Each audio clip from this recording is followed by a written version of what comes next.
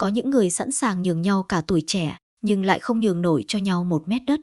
Có những người từng chung một mái nhà, chung dòng máu, chung những ngày đói khổ, nhưng rồi lại trở thành kẻ xa lạ chỉ vì tài sản. Câu chuyện hôm nay là câu chuyện có thật ở rất nhiều làng quê Việt Nam, nơi mà một mảnh đất có thể đổi đời một con người, nhưng cũng có thể phá nát một gia đình. Hai anh em Thành và Hưng từng là niềm tự hào của cả làng vì tình cảm gắn bó hiếm có. Người anh từng bỏ học để nuôi em ăn học, người em từng thề sẽ chăm sóc anh suốt đời. Thế nhưng sau khi mẹ qua đời, một bản di chúc và mảnh đất tổ tiên để lại đã biến tình thân thành hận thù. Gần 10 năm không nhìn mặt nhau, không nói với nhau một lời, cho đến ngày một người nằm trên giường bệnh giữa ranh giới sống và chết. Điều gì đã xảy ra? Liệu tình anh em có thể hàn gắn sau ngần ấy năm oán giận? Và bài học nào khiến hàng nghìn người phải rơi nước mắt khi nghe câu chuyện này? Mời quý vị cùng lắng nghe câu chuyện anh em tranh giành đất đai đến khi mất mẹ mới hiểu điều gì là quý giá nhất.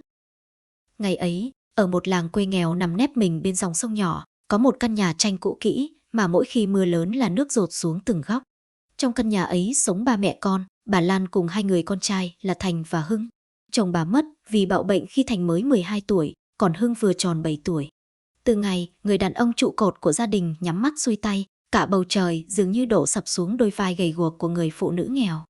Bà Lan vừa làm cha vừa làm mẹ, quần quật từ sáng sớm đến tối mịt ngoài đồng ruộng, ai thuê gì làm nấy, miễn có tiền mua gạo nuôi con. Thành từ ngày cha mất cũng thay đổi hẳn. Cậu bé vốn còn ham chơi, bỗng trở nên chững chạc hơn tuổi. Mỗi buổi sáng, khi bạn bè cùng trang lứa còn ngủ ngon trong chăn, Thành đã dậy từ tinh mơ phụ mẹ gánh nước, cho lợn ăn rồi mới đi học. Cậu biết mẹ cực nên chẳng dám đòi hỏi điều gì. Có hôm đi học về, nhìn thấy mẹ ngồi vá lại chiếc áo đã sờn rách nhiều chỗ dưới ánh đèn dầu leo lét, Thành chỉ lặng lẽ ngồi bên cạnh rồi bảo, mẹ nghỉ chút đi, để con làm giúp mẹ. Bà Lan nghe vậy, chỉ mỉm cười. Trong lòng bà vừa thương vừa xót. Một đứa trẻ đáng lẽ phải được vô tư lớn lên như bao đứa trẻ khác, lại phải sớm gánh vác trách nhiệm của người đàn ông trong nhà. Hưng khi ấy còn nhỏ nên chưa hiểu hết nỗi vất vả của mẹ và anh trai, nhưng cậu rất cuốn anh. Đi đâu cũng theo anh đi chăn trâu thì em đi theo, anh ra sông bắt cá thì em cũng chạy theo. Có lần trời, nắng chang chang, Thành dẫn em ra đồng cắt cỏ. Hưng đi được nửa đường thì mệt, ngồi phịch xuống bờ ruộng rồi khóc đòi về. Thành không mắng, chỉ cười rồi cõng em trên lưng suốt cả quãng đường dài. Tình cảm của hai anh em lớn lên cùng năm tháng. Nhà nghèo nên những thứ tưởng như bình thường với người khác lại trở thành niềm vui lớn lao đối với họ. Mỗi dịp Tết đến, mẹ chỉ đủ tiền mua một bộ quần áo mới. Thành luôn bảo mẹ mua cho em trước. Khi mẹ ép nhận phần mình, cậu lại nói dối rằng áo cũ vẫn còn mặc được. Một lần nọ, có người bà con từ thành phố về cho hai anh em một chiếc bánh ngọt. Chiếc bánh nhỏ đến mức chỉ đủ cho một người ăn no. Hưng lúc ấy thèm lắm. Thành biết vậy nên giả vờ bảo mình vừa ăn no ở nhà hàng xóm rồi đẩy chiếc bánh sang cho em. Hưng ăn ngon lành mà không hề biết anh trai đang nuốt nước bọt nhìn theo từng miếng bánh. Nhiều năm sau, khi nhớ lại chuyện cũ, Hưng mới biết hôm đó anh mình đã nhịn đói cả buổi chiều. Những ngày mưa lũ là khoảng thời gian khó khăn nhất của gia đình họ. Nước sông dâng cao, tràn vào sân nhà. Có năm nước ngập tận nền bếp. Bà Lan phải thức trắng đêm kê lại đồ đạc. Trong khi đó, Thành ôm chặt em trai vào lòng để em khỏi sợ. Tiếng gió rít bên ngoài nghe như tiếng ai khóc giữa màn đêm. Hưng run run hỏi, anh ơi, nhà mình có bị cuốn trôi không? Thành dù cũng sợ, nhưng vẫn cố tỏ ra bình tĩnh, không đâu, có anh ở đây rồi. Chỉ một câu nói ấy thôi cũng đủ khiến đứa em nhỏ yên tâm ngủ thiếp đi. Năm tháng trôi qua, cuộc sống vẫn nghèo, nhưng gia đình nhỏ ấy luôn có tiếng cười. Buổi tối sau bữa cơm đạm bạc chỉ có rau luộc và ít cá kho, ba mẹ con thường ngồi trước sân nhà ngắm trăng. Bà Lan kể chuyện ngày xưa cho các con nghe. Bà luôn nhắc đi, nhắc lại một điều rằng trên đời này không có gì quý hơn tình máu mủ. Mẹ không có tiền bạc để cho các con. Thứ duy nhất mẹ mong là sau này anh em phải thương nhau. Dù giàu hay nghèo cũng không được bỏ nhau. Hai anh em lúc ấy còn nhỏ nên chẳng suy nghĩ nhiều. Họ chỉ biết rằng sẽ mãi mãi ở bên nhau như những ngày hôm nay. Thời gian dần trôi, Thành học hết cấp 3 thì nghỉ học để phụ mẹ kiếm tiền nuôi em. Dù thầy cô nhiều lần khuyên tiếp tục học vì thành tích rất tốt, nhưng Thành vẫn quyết định từ bỏ. Cậu đi làm thợ hồ, bốc vác, ai thuê gì làm nấy. Những đồng tiền đầu tiên kiếm được, Thành không mua cho mình thứ gì mà đưa hết cho mẹ đóng học phí cho Hưng. Có những ngày nắng cháy ra, Thành đứng giữa công trường từ sáng đến tối. Bàn tay phồng rộp vì vác xi măng. Đêm về mệt đến mức ăn cơm xong là ngủ thiếp đi. Nhưng mỗi khi nhìn thấy em trai mặc bộ đồng phục sạch sẽ đến trường, cậu lại cảm thấy mọi cố gắng đều xứng đáng. Hưng cũng hiểu sự hy sinh ấy. Cậu học hành chăm chỉ hơn để không phụ lòng mẹ và anh trai. Mỗi lần được giấy khen, việc đầu tiên Hưng làm là chạy về khoe với anh. Thành luôn là người vui nhất. Một buổi chiều cuối năm, khi hai anh em đang ngồi bên bờ sông nhìn ánh hoàng hôn đỏ rực phủ kín mặt nước, Hưng bất ngờ hỏi, anh Thành này, sau này dù có chuyện gì xảy ra thì anh em mình vẫn thương nhau chứ? Thành bật cười, vỗ nhẹ lên vai em trai. Ngốc à, anh em ruột thịt thì làm sao bỏ nhau được? Nhỡ sau này mình cưới vợ rồi có nhiều chuyện xảy ra thì sao? Thì vẫn là anh em. Nhỡ có ai chia rẽ thì sao? Không ai chia rẽ được đâu. Hồng cười tươi. Có thật không? Thanh nhìn dòng sông lặng lẽ chảy trước mặt rồi khẳng định chắc nịch. Trên đời này, ngoài mẹ ra, em là người thân nhất của anh. Sau này dù chuyện gì xảy ra, anh em mình cũng không được vì tiền bạc hay đất đai mà quay lưng với nhau. Lời hứa ấy vang lên giữa buổi chiều quê yên bình. Cả hai đều tin rằng tình cảm của mình sẽ bền chặt suốt đời. Nhưng họ không biết rằng năm tháng có thể thay đổi rất nhiều thứ.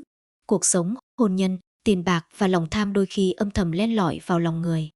Và chính mảnh đất tổ tiên mà mẹ họ luôn xem là nơi gắn kết gia đình sau này lại trở thành ngọn lửa thiêu cháy lời hứa năm xưa của hai anh em.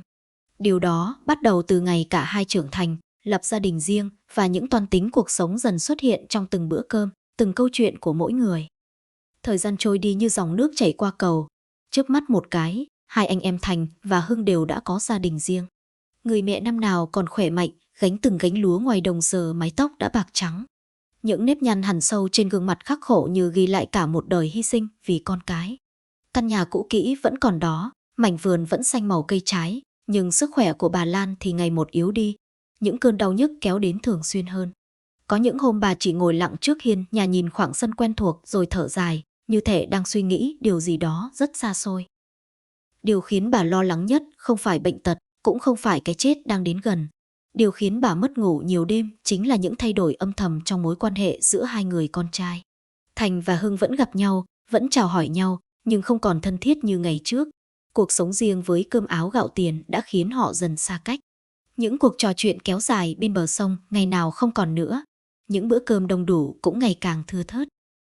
Mỗi người đều có gia đình, có nỗi lo riêng và cũng có những áp lực riêng. Trong những lần ngồi trò chuyện với hàng xóm, bà Lan vô tình nghe được những câu nói khiến lòng bà nặng trĩu. Người thì bảo, mảnh đất nhà bà giờ có giá lắm đấy. Sau này chắc hai anh em tranh nhau. Người khác lại nói, Thành là con trưởng, chắc phải được phần hơn chứ. Có người lại bảo, Hưng ở gần mẹ, chăm sóc mẹ nhiều năm như vậy, chẳng lẽ chia bằng nhau.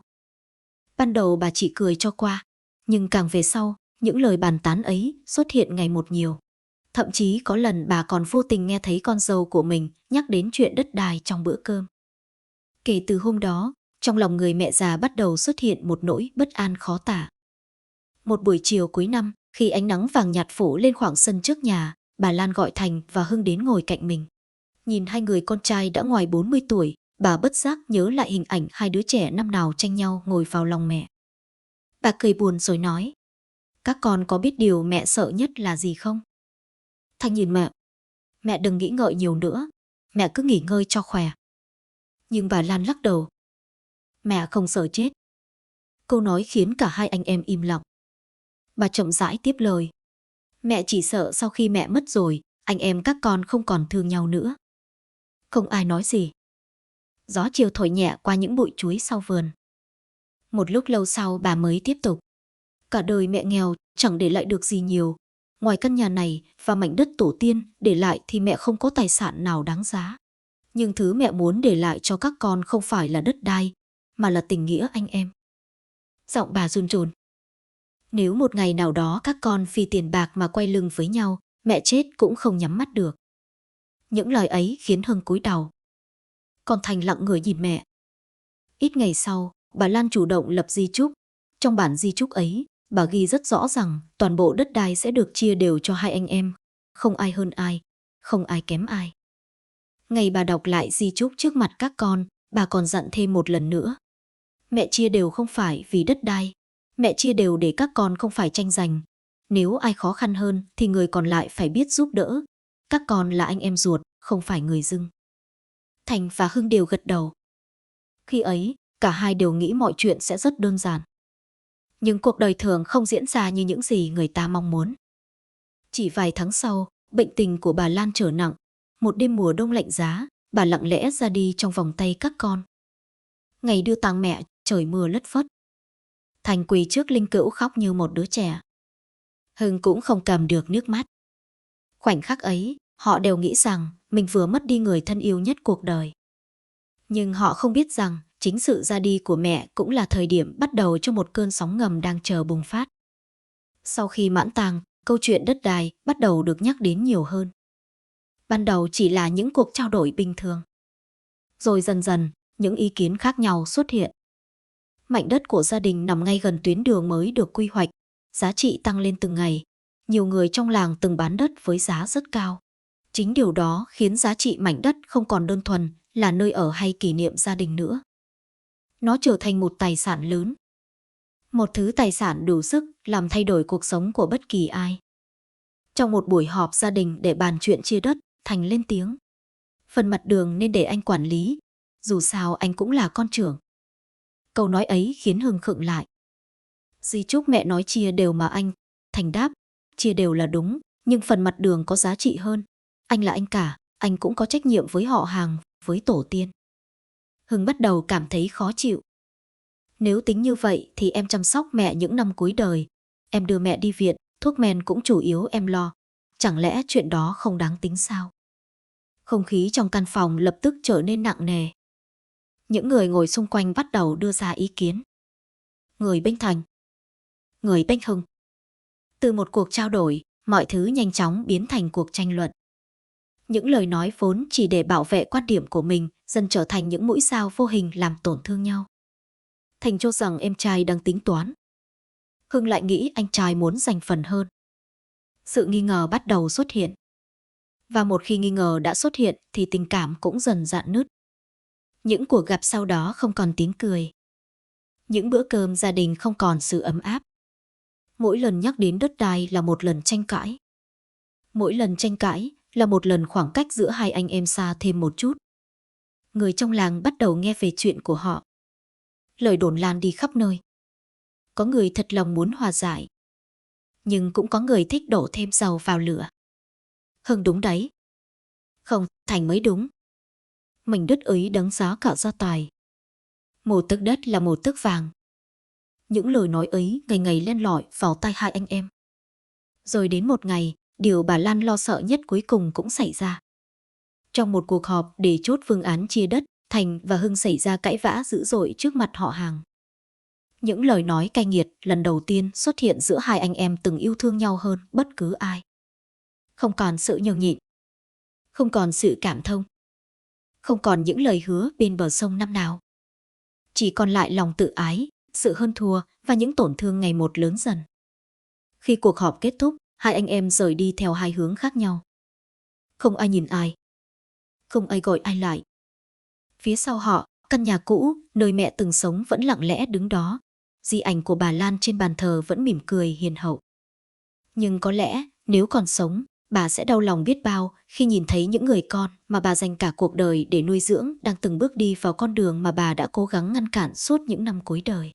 Và đó mới chỉ là sự khởi đầu, bởi những gì xảy ra sau đó còn khiến tình anh em giữa Thành và Hưng rạn nứt sâu hơn rất nhiều, đến mức từ máu mủ ruột già, họ dần trở thành những người xa lạ sống chung trong một ngôi làng. Sau cuộc họp gia đình đầy căng thẳng hôm ấy, khoảng cách giữa Thành và Hưng không còn là vài lời giận dỗi như trước nữa. Nó giống như một vết nứt xuất hiện trên bức tường vốn rất vững chắc, ban đầu chỉ nhỏ bằng sợi tóc, nhưng mỗi ngày một rộng thêm cho đến khi không thể hàn gắn. Điều đau lòng nhất là cả hai đều biết mình đang dần xa nhau, nhưng không ai chịu là người bước tới trước. Những ngày sau đó, câu chuyện đất đai trở thành đề tài xuất hiện trong mọi cuộc nói chuyện của hai gia đình. Mỗi người đều có lý lẽ riêng.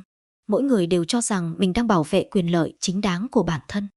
Và cũng từ đó, những ký ức đẹp đẽ của tuổi thơ bắt đầu bị che lấp bởi những toan tính của hiện tại. Trước đây, cứ mỗi chiều đi làm về, Thành thường ghé qua nhà Hưng uống chén trà rồi mới về nhà. Hai anh em ngồi nói chuyện mùa màng, công việc, chuyện học hành của con cái. Nhưng từ sau cuộc tranh chấp, con đường quen thuộc ấy dường như biến mất. Dù đi ngang qua nhà em trai mỗi ngày, Thành Thành cũng không còn bước vào nữa. Hưng cũng vậy. Nhiều lần nhìn thấy anh trai từ xa, anh chỉ lặng lẽ quay mặt đi như không quen biết. Người dân trong làng bắt đầu nhận ra sự thay đổi ấy. Những người từng chứng kiến hai anh em lớn lên bên nhau đều cảm thấy tiếc nuối. Có cụ già ngồi trước cổng làng lắc đầu thở dài. Hồi nhỏ chúng nó thương nhau lắm, không ngờ giờ lại thành ra thế này. Nhưng tiếc nuối cũng chẳng thay đổi được điều gì. Lòng tự ái của con người đôi khi còn cứng hơn cả đá. Mỗi người đều chào người kia xin lỗi trước. Và chính sự chờ đợi ấy đã kéo dài hết tháng này sang năm khác. Ngày giỗ đầu của bà Lan là lần đầu tiên cả hai anh em đứng chung dưới một mái nhà sau cuộc tranh cãi. Trên bàn thờ di ảnh, người mẹ vẫn hiền từ như ngày nào. Khói hương nghi ngút bay lên giữa căn nhà cũ. Họ hàng ai cũng hy vọng đây sẽ là dịp để Thành và Hưng làm hòa. Nhưng không, cả buổi giỗ hôm ấy, hai người gần như không nói với nhau một câu nào. Khi thắp hương cho mẹ, Thành đứng bên trái, Hưng đứng bên phải. Khoảng cách giữa họ chỉ vài mét, nhưng lại xa hơn bất kỳ quãng đường nào trong cuộc đời. Sau bữa cơm giỗ, mỗi người lặng lẽ ra về. Không ai nhìn ai, không ai giữ ai ở lại. Người thân ngồi nhìn nhau ngao ngán. Có người lắc đầu. Nếu bà Lan còn sống chắc đau lòng lắm. Năm tháng tiếp tục trôi đi. Giỗ thứ hai, giỗ thứ ba, rồi giỗ thứ tư. Mọi thứ vẫn như vậy. Tình cảm gia đình ngày càng lạnh nhạt. Con cái của hai bên cũng dần xa cách. Những đứa trẻ ngày nào còn chơi đùa cùng nhau, giờ gặp mặt cũng chỉ biết gật đầu chào xã giao. Có lần, đứa con trai của Hưng hỏi cha. Cha ơi, sao nhà mình không qua nhà bác Thành chơi nữa? Hưng lặng người vài giây rồi đáp. Người lớn có chuyện riêng. Nhưng chính anh cũng không biết phải giải thích thế nào. Bởi sâu trong lòng, anh hiểu chuyện bắt đầu từ đất đai, nhưng thứ khiến nó kéo dài lại là lòng tự ái. Một thứ vô hình nhưng vô cùng đáng sợ. Trong những năm ấy, giá đất trong vùng tăng lên chóng mặt. Tuyến đường mới hoàn thành khiến mảnh đất của gia đình trở thành vị trí đẹp mà nhiều người thèm muốn. Người ngoài nhìn vào đều nghĩ Thành và Hưng may mắn. Tài sản của họ ngày một tăng. Nhưng chỉ có người trong cuộc mới hiểu rằng số tiền ấy không mang lại niềm vui như người ta tưởng. Mỗi lần nhìn thấy phần đất tranh chấp năm nào, Thành lại nhớ đến mẹ. Ông nhớ buổi chiều bà ngồi trước hiên nhà căn dặn các con phải thương yêu nhau. Ông nhớ ánh mắt lo lắng của mẹ khi nhắc đến chuyện đất đai. Nhưng rồi ông lại tự nhủ rằng chính Hưng là người không chịu nhường nhịn. Thế là sự hối hận vừa xuất hiện lại bị lòng tự ái đẩy lùi. Về phía Hưng cũng không khác. Nhiều đêm nằm nghe tiếng mưa rơi ngoài mái hiên, anh bất giác nhớ đến anh trai. Nhớ những ngày tuổi thơ được anh cõng trên lưng đi qua cánh đồng ngập nước. Nhớ lần bị đám trẻ trong làng bắt nạt, chính Thành đã lao vào bảo vệ mình dù bị đánh đến chảy máu mũi. Nhớ những đêm đói bụng, anh trai nhường phần cơm cuối cùng cho em. Những ký ức ấy chưa bao giờ biến mất. Chúng chỉ bị chôn vùi dưới lớp bụi của sự giận hờn. Có những lần Hưng muốn gọi điện cho anh. Muốn nói một câu đơn giản rằng anh khỏe không? Nhưng cuối cùng lại thôi. Anh sợ bị từ chối. Anh sợ lòng tự trọng của mình bị tổn thương. Và thế là năm này qua năm khác, hai người đàn ông cùng mang nỗi nhớ về nhau, nhưng lại không ai đủ can đảm để bước qua cái bóng của chính mình. Một ngày nọ, làng có đám tang của một người bạn cũ từng chơi thân với cả Thành và Hưng từ thuở nhỏ. Hôm ấy, sau nhiều năm, hai anh em lại đứng gần nhau. Người bạn nằm đó trong chiếc quan tài lạnh lẽo. Tiếng khóc của người thân vang lên giữa khoảng sân. Không khí tang thương khiến ai cũng suy nghĩ về sự ngắn ngủi của đời người. Trong khoảnh khắc nhìn người bạn lần cuối, Thành bất giác quay sang phía Hưng. Đúng lúc ấy, Hưng cũng nhìn về phía anh trai. Hai ánh mắt chạm nhau. Chỉ vài giây ngắn ngủi. Nhưng rồi cả hai lại lặng lẽ quay đi. Không ai mở lời. Một cơ hội nữa trôi qua. Cuộc sống vẫn tiếp diễn. Cho đến khi biến cố thực sự xảy đến. Năm ấy, Thành bước sang tuổi 55. Sau nhiều năm làm việc vất vả, sức khỏe ông bắt đầu suy giảm. Những cơn đau ngực xuất hiện thường xuyên hơn. Nhưng giống như nhiều người đàn ông khác, ông luôn nghĩ mình vẫn còn khỏe nên bỏ qua các dấu hiệu cảnh báo. Cho đến một buổi sáng, khi đang làm việc ngoài vườn, Thành bất ngờ ngã quỵ. Ông được đưa vào bệnh viện trong tình trạng nguy kịch. Tin tức nhanh chóng lan khắp làng. Người thân hàng xóm đều bàng hoàng. Và khi nghe tin ấy, Hưng chết lặng. Suốt nhiều năm qua, anh luôn tự nhủ rằng mình không còn quan tâm đến anh trai nữa. Nhưng khi biết Thành nằm giữa ranh giới sinh tử, trái tim anh như bị ai bóp nghẹt. Đêm hôm đó, Hưng gần như không ngủ. Anh ngồi một mình trước hiên nhà, nhìn về phía căn nhà của anh trai đang tối đèn. Lần đầu tiên sau rất nhiều năm, anh nhận ra một sự thật đau lòng. Rằng dù có giận đến đâu, có oán trách đến đâu, thì người đàn ông đang nằm trong bệnh viện kia vẫn là người anh đã từng hy sinh cả tuổi trẻ để nuôi mình ăn học. Vẫn là người từng cõng mình qua những ngày mưa lũ. Vẫn là người thân ruột thịt, gần gũi nhất của mình trên cuộc đời này. Và nếu chẳng may anh trai không qua khỏi, có lẽ anh sẽ phải mang theo sự ân hận ấy đến hết quãng đời còn lại. Sáng hôm sau nhiều giờ đắn đo, Hưng đưa ra một quyết định mà chính anh cũng không ngờ tới. Anh lặng lẽ mua một hộp cháo nóng rồi một mình đi đến bệnh viện. Anh không biết cuộc gặp ấy sẽ diễn ra như thế nào. Anh cũng không biết anh trai có muốn nhìn thấy mình hay không. Nhưng anh hiểu rằng nếu hôm nay mình không đi, có thể sẽ không còn cơ hội nào nữa. Và chính cuộc gặp gỡ ấy đã thay đổi hoàn toàn số phận của hai anh em sau gần 10 năm trở thành những người dưng sống chung trong một ngôi làng. Sáng hôm ấy, bầu trời phủ một màu xám nhạt. Những tia nắng yếu ớt len qua khung cửa sổ bệnh viện rồi rơi xuống nền gạch lạnh lẽo. Thành nằm lặng trên giường bệnh, đôi mắt nhìn vô định lên trần nhà. Chưa bao giờ trong cuộc đời ông cảm thấy cô đơn như lúc này. Sau cơn bạo bệnh, cơ thể ông suy yếu thấy rõ. Mái tóc đã bạc đi nhiều, gương mặt hốc hác hơn trước. Tiếng máy theo dõi nhịp tim đều đều vang lên trong căn phòng yên tĩnh, khiến ông càng cảm nhận rõ sự mong manh của đời người. Suốt những ngày nằm viện, Thành có rất nhiều thời gian để suy nghĩ. Ông nghĩ về tuổi trẻ đã qua, nghĩ về người mẹ đã khuất, nghĩ về những năm tháng khó khăn mà ba mẹ con từng nương tựa vào nhau để sống. Và rồi những ký ức về Hưng cứ lần lượt hiện lên như một cuốn phim cũ. Ông nhớ cậu em trai gầy gò ngày nào luôn bám theo mình khắp nơi. Nhớ những lần hai anh em cùng lội ruộng bắt cua giữa đêm. Nhớ những buổi chiều cùng ngồi trên triển đê nhìn mặt trời lặn phía cuối cánh đồng. Càng nhớ, lòng ông càng đau. Ông bắt đầu nhận ra rằng thứ mình đánh mất suốt gần 10 năm qua không phải chỉ là tình anh em, mà còn là một phần ký ức đẹp nhất của cuộc đời. Đúng lúc ấy, cánh cửa phòng bệnh khẽ mở. Tiếng bước chân nhẹ nhàng vang lên. Thành quái đầu nhìn. Ông sững người. Người đang đứng trước mặt không ai khác chính là Hưng. Người em trai mà ông đã không trò chuyện suốt gần 10 năm. Người từng cùng ông lớn lên trong nghèo khó. Người từng là thân thiết nhất trên đời. Trong khoảnh khắc ấy, cả căn phòng dường như im lặng. Không ai nói gì. Chỉ có tiếng máy theo dõi nhịp tim vẫn đều đặn vang lên. Hưng bước chậm tới bên giường bệnh. Trên tay anh là một hộp cháo còn nóng. Giọng anh khàn đi vì xúc động. Anh ăn chút gì đi. Em nghe bác sĩ nói anh chưa ăn sáng. Chỉ một câu nói bình thường như thế thôi cũng đủ khiến mắt Thành đỏ hoe. Bao nhiêu năm oán trách. Bao nhiêu năm tự ái. Bao nhiêu năm hơn thua. Bỗng trở nên nhỏ bé đến lạ. Bàn tay Thành run run nắm lấy mép chăn. Ông muốn nói điều gì đó nhưng cổ họng nghẹn lại. Cuối cùng chỉ bật ra được một câu. Hưng, em đến thật sao? Hưng gật đầu. Em đến thăm anh. Đôi mắt người em cũng đỏ hoe. Thành nhìn em trai rất lâu. Ông nhận ra Hưng cũng đã già đi nhiều. Những nếp nhăn đã xuất hiện nơi khóe mắt. Mái tóc cũng lấm tấm bạc. Thời gian không chỉ lấy đi tuổi trẻ của ông, mà còn lấy đi tuổi trẻ của cả người em từng được ông cõng trên lưng năm nào. Bất ngờ, Thành bật khóc. Một người đàn ông ngoài 50 tuổi, từng trải qua biết bao sóng gió cuộc đời, giờ đây lại khóc như một đứa trẻ. Nhiều năm qua, anh sai rồi. Nước mắt lăn dài trên gương mặt hốc hác. Anh đã để lòng tham và tự ái làm mờ mắt. Anh cứ nghĩ mình đúng. Anh cứ nghĩ mình bị đối xử không công bằng.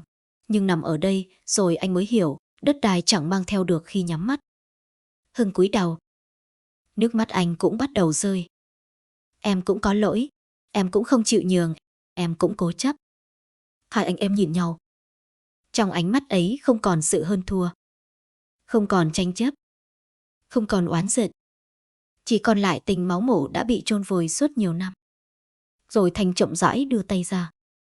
Hưng lập tức nắm lấy. Hai bàn tay từng cùng nhau vượt qua tuổi thơ, cơ cực giờ lại siết chặt như ngày nào. Không ai bảo ai. Hai anh em ôm chầm lấy nhau. Những giọt nước mắt lặng lẽ rơi xuống vai nhau. Đó không phải nước mắt của đau khổ, mà là nước mắt của sự thức tỉnh. Nước mắt của những con người cuối cùng đã hiểu điều gì thực sự quan trọng trong cuộc đời. Từ hôm đó, Hưng gần như ngày nào cũng đến bệnh viện. Anh mang cơm, mang cháo ngồi trò chuyện cùng anh trai. Những câu chuyện tưởng đã bị quên lãng suốt gần 10 năm lại được nhắc tới. Họ nhắc về cha, nhắc về mẹ, nhắc về những ngày đói nghèo, nhắc về tuổi thơ. Có những lúc hai anh em cùng cười, có lúc lại cùng khóc. Nhưng lần nào cũng cảm thấy lòng mình nhẹ hơn. Ngày Thành xuất viện, Hưng là người lái xe đưa anh về quê. Khi chiếc xe đi ngang qua Nghĩa Trang, nơi bà Lan yên nghỉ, Thành bất ngờ bảo dừng lại. Hai anh em lặng lẽ bước xuống. Con đường dẫn vào Nghĩa Trang vẫn như ngày nào. Những hàng cỏ xanh lay động trong gió chiều. Ngôi mộ của bà Lan nằm dưới bóng cây xoài cũ. Tấm bia đã phủ màu thời gian. Nhìn thấy mộ mẹ, Thành không cầm được nước mắt. Ông quỳ xuống. Đôi vai run lên từng hồi. Mẹ ơi, con bất hiếu quá. Tiếng nói nghẹt lại giữa không gian yên tĩnh. Con đã không làm được điều mẹ mong muốn. Con đã để đất đai chia cắt tình anh em. Bên cạnh Hưng cũng quỳ xuống.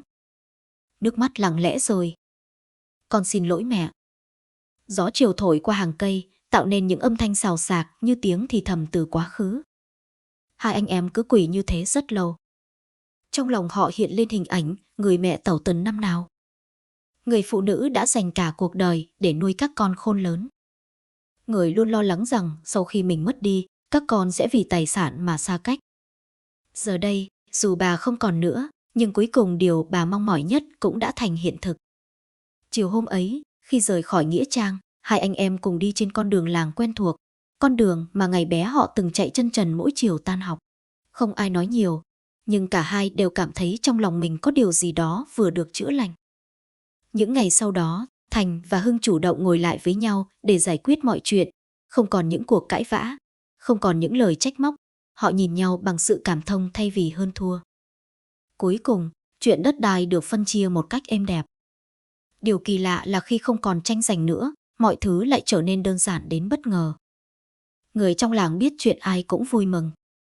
Nhiều cụ già từng chứng kiến sự đổ vỡ của hai anh em này lại mỉm cười mãn nguyện. Những đứa cháu hai bên bắt đầu qua lại chơi với nhau. Những bữa cơm gia đình đông đủ lại xuất hiện sau nhiều năm vắng bóng. Ngôi nhà cũ của mẹ không còn là nơi gợi nhớ đến tranh chấp nữa. Nó trở thành nơi gắn kết cả gia đình. Một buổi chiều cuối năm, Thành và Hưng cùng ngồi trước hiên nhà nhìn ánh hoàng hôn nhuộm vàng cánh đồng trước mặt. Khung cảnh ấy giống hệt buổi chiều năm xưa khi hai anh em còn là những cậu bé ngồi bên bờ sông và hứa sẽ mãi yêu thương nhau. Lần này không cần lời hứa nào nữa. Bởi họ đã hiểu một bài học mà phải mất gần nửa đời người mới nhận ra. Tiền bạc có thể kiếm lại. Đất đai có thể mua thêm. Nhà cửa có thể xây mới. Nhưng cha mẹ chỉ có một. Và anh em ruột thịt cũng chỉ có một. Đừng đợi đến lúc đứng trước bệnh viện mới thấy sức khỏe quý giá. Đừng đợi đến lúc đứng trước phần mộ mới thấy tình thân quan trọng. Và đừng đợi đến lúc mất đi người thân mới nhận ra rằng thứ đáng giá nhất trong cuộc đời chưa bao giờ là tài sản, mà chính là những người luôn yêu thương mình vô điều kiện. Bởi đến cuối cùng, khi tóc đã bạc, khi đời người sắp khép lại, thứ khiến chúng ta mỉm cười không phải là mình sở hữu bao nhiêu đất đai, bao nhiêu tiền bạc, mà là vẫn còn những người thân bên cạnh để gọi một tiếng anh, một tiếng em, và cùng nhau ngồi nhớ lại những năm tháng đã qua bằng tất cả sự yêu thương và trân trọng. Quý vị và các bạn thân mến, câu chuyện đến đây cũng xin được khép lại. Hy vọng rằng qua câu chuyện của anh em Thành và Hưng, mỗi chúng ta sẽ dành một chút thời gian để nhìn lại những mối quan hệ thân yêu xung quanh mình. Bởi trên đời này, tiền bạc có thể kiếm lại, đất đai có thể mua thêm, nhưng cha mẹ mất đi sẽ không bao giờ trở lại, và tình thân một khi rạn nứt sẽ rất khó hàn gắn như xưa. Nếu trong gia đình bạn đang có những hiểu lầm, những khúc mắc hay những tranh chấp chưa thể giải quyết, hãy thử là người chủ động bước tới trước. Đôi khi chỉ một lời hỏi thăm, một cuộc điện thoại hay một cái nắm tay cũng có thể xóa đi những khoảng cách đã kéo dài suốt nhiều năm. Nếu bạn thấy câu chuyện này ý nghĩa, hãy để lại một lượt thích và chia sẻ video để nhiều người hơn nữa có cơ hội lắng nghe bài học sâu sắc về tình thân. Đừng quên đăng ký kênh và bật chuông thông báo để không bỏ lỡ những câu chuyện nhân văn, những bài học cuộc sống ý nghĩa được gửi đến mỗi ngày. Và bây giờ, hãy cho mọi người biết suy nghĩ của bạn dưới phần bình luận. Theo bạn, khi xảy ra tranh chấp tài sản trong gia đình, điều gì quan trọng hơn, giữ quyền lợi của mình hay giữ gìn tình thân? Xin cảm ơn quý vị đã lắng nghe đến những giây phút cuối cùng. Kính chúc quý vị luôn mạnh khỏe, bình an và luôn trân trọng những người thân yêu đang ở bên cạnh mình. Hẹn gặp lại quý vị trong những câu chuyện tiếp theo.